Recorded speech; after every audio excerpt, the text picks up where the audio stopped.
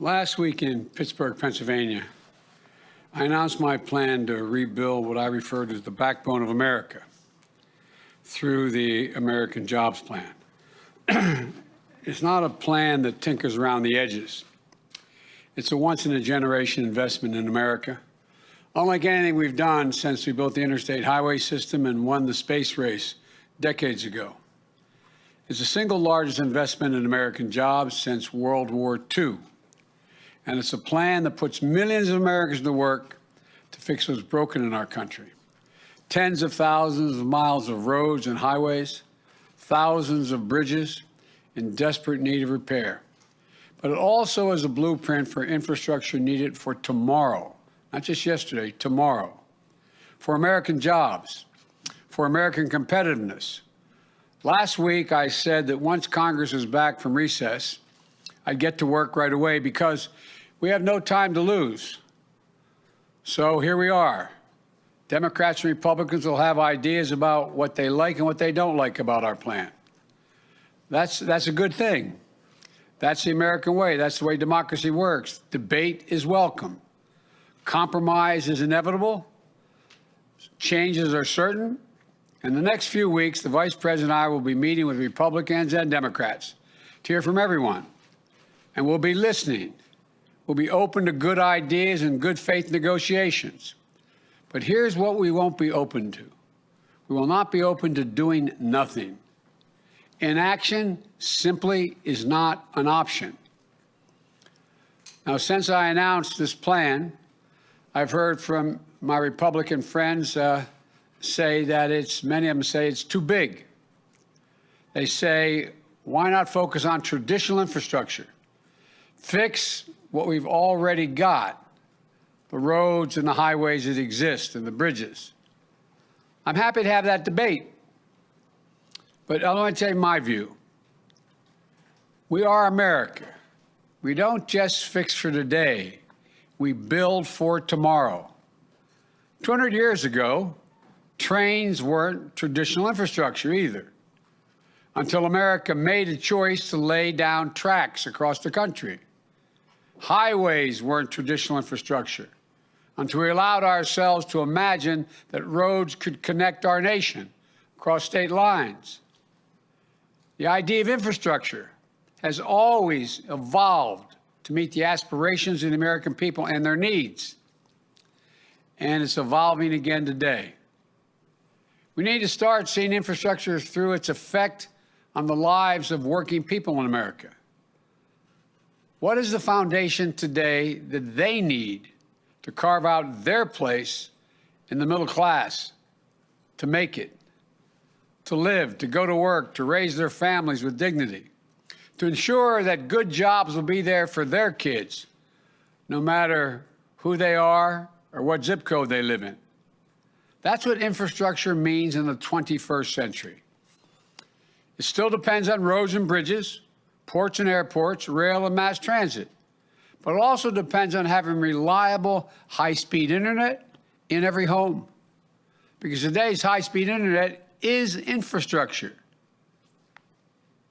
It depends on the electric grid, a grid that won't collapse in a winter storm or be compromised by hackers at home or abroad. It depends on investing in made-in-America goods from every American community, including those that have historically been left out: Black, Latino, Asian American, Native Americans, rural communities. Talk to folks around the country about what really makes up the foundation of a good economy. Ask a teacher or a child care worker if having clean drinking water, non-contaminated drinking water in our schools and our child care centers is part of that foundation. When we know that the lead in our pipes slows a child's development when they drink that water. Ask the entrepreneur whose small business was destroyed by the second 100-year flood in the last 10 years in Iowa. Or wildfires in the West that burned 5 million acres last year, an area roughly the size of the entire state of New Jersey. More fires than ever. Or the devastating damage seen more frequent and more intense hurricanes and storms on the East and Gulf Coasts. Ask all those farmers and small business owners and homeowners whether investing in clean energy to fight the effects of climate change is part of infrastructure. Ask folks in rural America, where more than 35% of the people lack a reliable, high-speed internet, limiting their ability to conduct business or engage in remote learning for their schools. Ask them whether investing in internet access will lead to better jobs in town, new markets for farmers, and better opportunities for their kids. And I'm serious about this. Ask the moms and dads in the sandwich generation, the folks carrying enormous personal and financial strains trying to raise their children and care for their parents, their elderly parents, or members of their families with a disability. Ask them what sort of infrastructure they need to build a little better life, to be able to breathe a little bit. It's expanded services for seniors. It's home care workers who go in and cook their meal, help them get around and live independently in their home, allowing them to stay in their homes, and I might add, saving Medicaid hundreds of millions of dollars in the process. It's better wages and benefits and opportunities for caregivers who are disproportionately women, women of color, and immigrants. Or ask our wounded warriors and military families. To my Republican colleagues in Congress, shouldn't we modernize VA hospitals? Update them? Many of them are more than 50 years old. How about the estimate 450,000 post-9/11 veterans with post-traumatic stress disorder, who when they make that emergency call, or their husband, wife, son, daughter makes that call to the VA hospital, Dad needs help, we have to bring him in. And they hear, you have to wait. We don't have room now. Come back, call me back in 8 days, 10 days, 12 days. Look at the more suicides in the military than people getting shot. Is it really your position, my friends, that our veterans don't deserve the most modern facilities that could catch that cancer diagnosis quicker, with access to better roads, cleaner water, high-speed internet that delivers information faster and more of it? Above all, infrastructure is about meeting the needs of a nation and putting Americans to work and being able to do and get paid for having good jobs. Plumbers and pipe fitters, replacing those literally thousands of miles of dangerous lead pipes. They're still out there. Everybody remembers what happened in Flint. There's hundreds of Flints all across America. How many of you know when you send your child to school, the fountain they're drinking out of is not fed by a lead pipe? How many of you know the school your child is in still has asbestos in the walls and lacks the ventilation? Is that not infrastructure? Line workers and electricians laying transmission lines for a modern grid, providing over 500,000 charging stations on the highways we are going to build to accommodate electric vehicles so we can own the future. Construction workers and engineers building modern hospitals and homes for American families. Healthcare workers, steel workers, folks who work in the cutting-edge labs.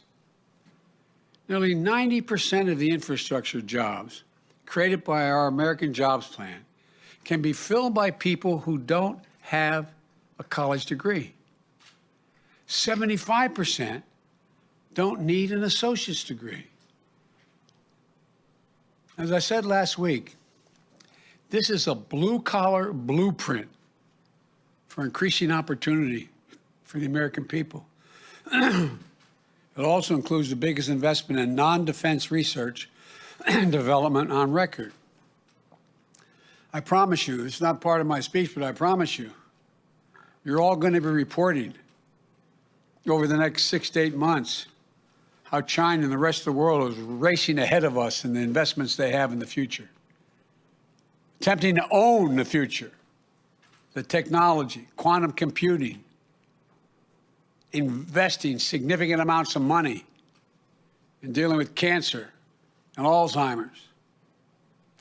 That's the infrastructure of a nation. There's a new book out about how we've fallen behind. America is no longer the leader of the world because we're not investing. It used to be we invested almost 2.7% of our GDP in infrastructure. Now it's about 0.7%. When we were investing it, we were the leader in the world. I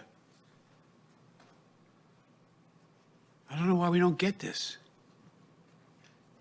One of the only a few major economies in the world whose public investment in research and development has declined as a percentage of GDP in the last 25 years. Declined.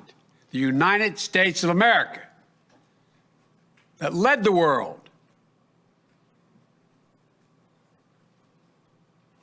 Why does this matter?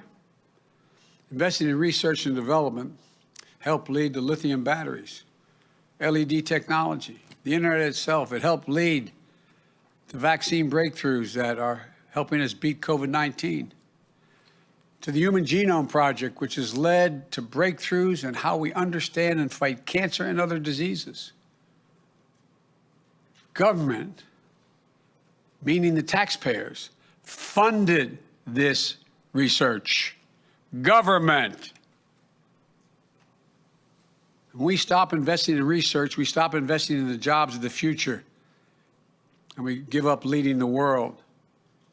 When we do invest in research, what we're really doing is raising the bar on what we can imagine. Imagine a world where you and your family can travel coast to coast without a single tank of gas, or in a high-speed train close to as fast as you can go across the country in a plane. Imagine your children growing up to work in innovation, good-paying jobs in fields that haven't even been invented yet, like the parents of every computer programmer, every graphic designer, every renewable energy worker once did, imagined. We invest today so that these jobs will be here in America tomorrow. So America can lead the world as is historically done. That's why I brought back scientists into the White House. We need to think. Look, do we think the rest of the world is waiting around? We're not going to make those kind of investments the rest of the world is saying. Take a look. Do you think China is waiting around to invest in this digital infrastructure or in research and development? I promise you, they are not waiting. But they're counting on American democracy to be too slow, too limited, and too divided to keep pace. You've heard me say it before. I think this generation can be marked by a competition between democracies and autocracies, because the world is changing so rapidly. The autocrats are betting on democracy not being able to generate the kind of unity needed to make decisions to get in that race. We can't afford to prove them right. We have to show the world. Much more important, we have to show ourselves that democracy works, that we can come together on the big things. This is the United States of America, for God's sake. Of course, building the infrastructure of tomorrow requires major investments today. As I said last week, I'm open to ideas about how to pay for this plan, with one exception. I will not impose any tax increases on people making less than $400,000 a year. If others have ideas out there on how to pay for this investment without violating that rule, they should come forward.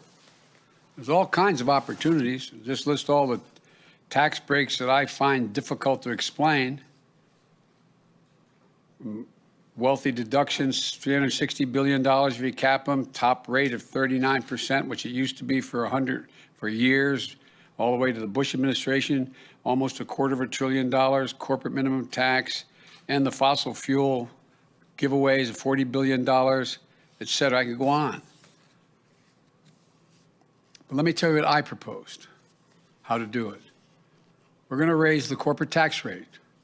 It was 35% for the longest time, which was too high. Barack and I thought it was too high during our administration. We all agreed 5 years ago that it should come down somewhat. But the previous administration reduced it all the way down to 21%. What I'm proposing is that we meet in the middle, 28%. 28% would still have lower corporate rates than any time between World War II and 2017. And will generate over $1 trillion in taxes over 15 years. New independent study put out last week found that at least 55 of our largest corporations use the various loopholes to pay zero federal income tax in 2020.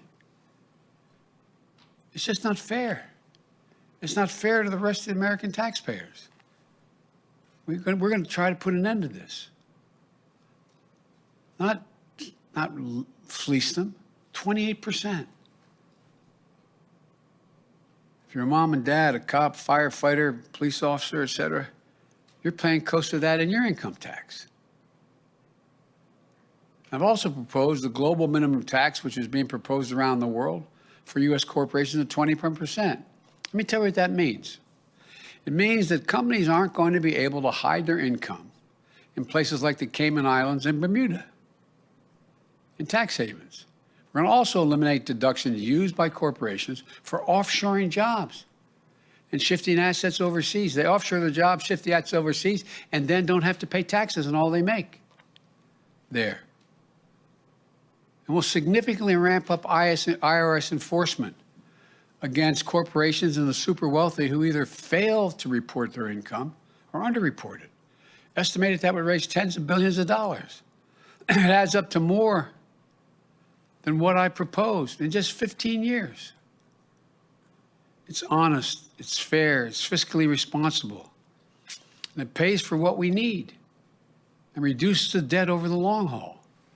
And by the way, I didn't hear any of our friends who are criticizing this plan say that the corporate tax cut, which added $2 trillion of the debt, the Trump tax cut, $1.9 trillion in debt, wasn't paid for.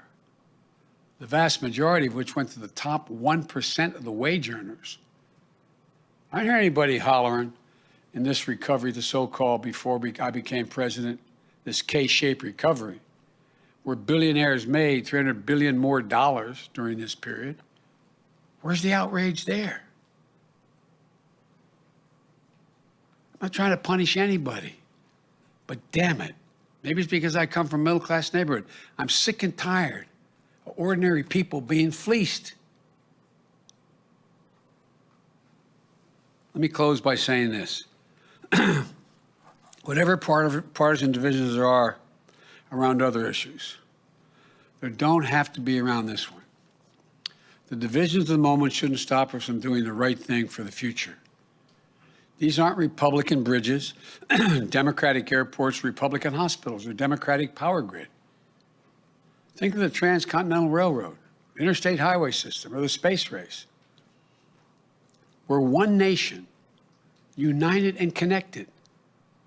As I said last week, I'm going to bring Republicans to the White House. I invite them to come. We'll have good faith negotiations. And any Republican who wants to get this done, I invite them. We have to get things done. We're at an inflection point in American democracy. This is a moment where we prove whether or not democracy can deliver, whether it can lay the foundation for an economy built from the bottom up and the middle out, not trickle-down economics from the very top, whether it can lay a good foundation for good jobs in a 21st century economy. I tell the kids, the young people who work for me, told my kids, when I go on college campuses, they're going to see more change in the next 10 years than we've seen in the last 50 years. We're going to talk about commercial aircraft flying at subsonic speeds, supersonic speeds. Be able to figuratively, if we decided to do it, traverse the world in about an hour, travel 21,000 miles an hour. So much is changing. We have got to lead it. I believe democracy can come through when the American people come together. We saw it in the American Rescue Plan. We're seeing it with the Jobs Plan. The American Rescue Plan, which got so badly criticized, how many of my Republican colleagues you've seen gone on your stations or your newspapers and say, boy, people in my state really like it? Because it would be improper, I haven't asked permission. The number of Republicans and Democrats who were hesitant have called me saying, God, this really works. Overwhelming majority of the American people, Democrats, Republicans, Independents, support infrastructure investments that meets the moment. So I urge the Congress, listen to your constituents, and together we can lay a foundation for an economy that works for everyone and allows America to remain the world leader. When we do that, I believe, as I said last week, that in 50 years from now, when people look back, they'll say, this was the moment together that we won America's future. I really believe that. Thank you all. May God bless you and may God protect our troops. Thank you. Mr. President, are you willing to go lower than the 28% corporate tax rate? I'm willing to listen to that. I'm wide open to, but we got to pay for this. We got to pay. There's many other ways we can do it, but I'm willing to negotiate that. I've come forward the best, most rational way, in my view, the fairest way to pay for it. But there are many other ways as well, and I'm open. Will you have failed on your promise of bipartisanship if you don't get Republicans on board with this plan, your first plan passed along party lines? Look, what I said was I would try to work with my friends on the other side. There are things we're working on together, some of which we passed and some we will pass. But the last plan, I laid out what was available, what I was suggesting, and how I deal with it. And a bipartisan group came to see me. And then the Republican group came to see me. And they started off at $600 billion, and that was it. If they'd come forward with a plan that did the bulk of it, it was $1.3 billion or $4, 2 or 3, that allowed me to have pieces of all that was in there, I would have been prepared to compromise. But they didn't. They didn't move an inch. Not an inch. But for example, I am dealing with a bipartisan group that came to see me. Now it's about, 3-4 weeks ago when they came about computer chips and they said, look, we have to have our own supply. We have to work together. We're working on that. Chuck Schumer and I think McConnell are about to introduce a bill along those lines. So I'm prepared to work. I really am. But to automatically say that the only thing that's infrastructure is a highway, a bridge, or whatever, that's just not rational. It really isn't. I think the vast majority of Americans think everything from the sewer pipes to the sewer facilities to the water pipes, I think they're infrastructure. Anyway, thank you all so very much. Thanks for watching, and if you haven't already, please consider subscribing to our channel. And while you're at it, please leave us a comment. Thank you for watching.